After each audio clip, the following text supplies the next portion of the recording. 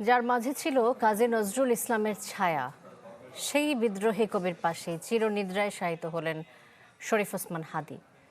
শ্রদ্ধা, ভালোবাসায় অশ্রুভেজা চোখে শেষ বিদায় জানান বন্ধু, স্বজন, রাজনৈতিক সহযোদ্ধা, প্রিয় শিক্ষক।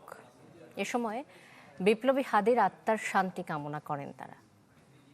রোজকার সাধারণ খাবার এখন হবে অসাধারণ। প্রাণ স্বাদের মশলা, স্বাদ বাড়ায়, ঘ্রাণ ছড়ায়।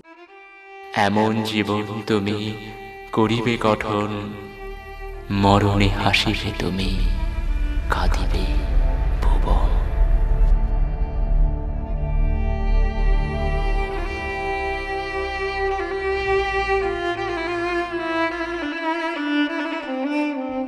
বিদ্রোহী কবির লেখা এই পংক্তিগুলো বড্ড মিলে যায় ক্ষণজন্মা হাদীর জীবনের সাথে।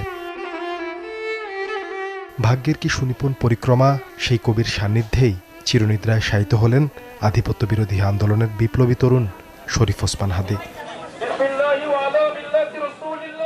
সংসদ ভবনে জানাজা শেষে জাতীয় পতাকা আবৃত হাদীর মরদেহ নিয়ে আসা হয় তার চিরপরিচিত প্রাঙ্গণ ঢাকা বিশ্ববিদ্যালয়ে।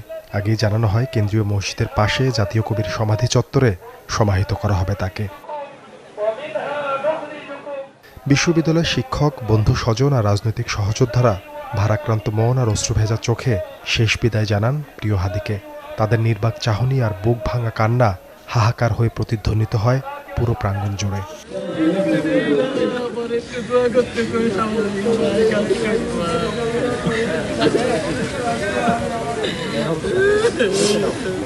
আমরা মনে করব যে তার পরিবারের সদস্য ঢাকা বিশ্ববিদ্যালয়ের সম্প্রসারিত পরিবারের অংশ, এবং আমরা আমাদের তরফ থেকে শুধু একটু খুব বিনীতভাবে আপনাদের সবার যেহেতু দোয়া আছে তার প্রতি জন্য জানাচ্ছি যে ঢাকা বিশ্ববিদ্যালয়ে এই মসজিদ সংলগ্ন যে আমাদের যে কবরস্থান, এটি আমরা ঢাকা বিশ্ববিদ্যালয়ের চূড়ান্ত সম্মাননা জানানোর একটি মাধ্যম হিসেবে এটি ব্যবহার করি।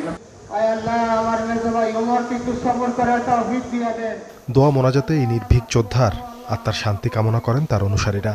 ছিল শহীদ হিসেবে কবুল করে নেয়ার আকুতি।